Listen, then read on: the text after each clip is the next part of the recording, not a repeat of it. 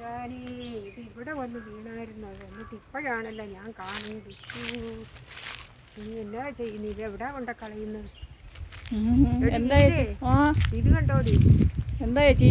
ഇത് അവര് മിസൈലോ വിട്ട സാധനമല്ലേ ഇത്? ഇതോ? മിസൈൽ വിട്ടതോ? ഈ യുദ്ധത്തിന് വിടുന്ന വിട്ട സാധനമല്ലേ ഇത്? അതാണെന്നോ? ഇതെങ്ങനെ എന്റെ പറമ്പിൽ വന്ന് വീണത്? അപ്പൊ നിങ്ങൾ ചേച്ചിയുടെ വീട് ലക്ഷ്യമാക്കി ഇട്ടതായിരിക്കും അവര്. അയ്യോ, വീടിന്റെ പുറത്തായിരുന്നെങ്കിൽ വീട് പറ്റ തകർന്നേനല്ലോ.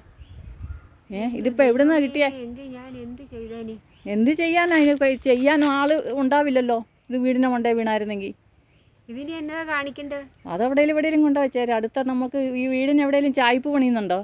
വീടിന് ചായ്പൊക്കെ പണിതാണോ? എന്നാലും എന്തേലും ഉപകാരപ്പെടും.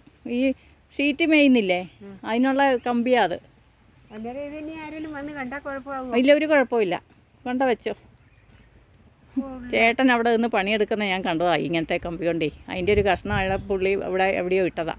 അത് പൊക്കി പിടിച്ചോണ്ട് വന്നേക്കാം. മിസൈലാണ്. അതല്ല, ഒരു മിസൈല് കണ്ടിട്ടുണ്ടോ? കണ്ടിട്ടൊന്നുമില്ല. പിന്നെ ഇത് മിസൈലാന്നും പറഞ്ഞു വന്നത് ഊഹിച്ചതാണോ? എന്നാ ഊഹിക്കണ്ട കേട്ടോ. മിസൈലൊന്നും അല്ല. അതിന് പേടിക്കണ്ട. അത് ഇരുന്നിടത്ത് എവിടാന്നാ കൊണ്ടുവച്ചേ? എനിക്കെന്നതിന്? ഞാൻ എന്നാ അത് കൊണ്ടുപോയിട്ട് വീട്ടുകാരെ പേടിപ്പിക്കണം മിസൈൽ വീണമെന്നും പറഞ്ഞു? വന്നെങ്കിലോ?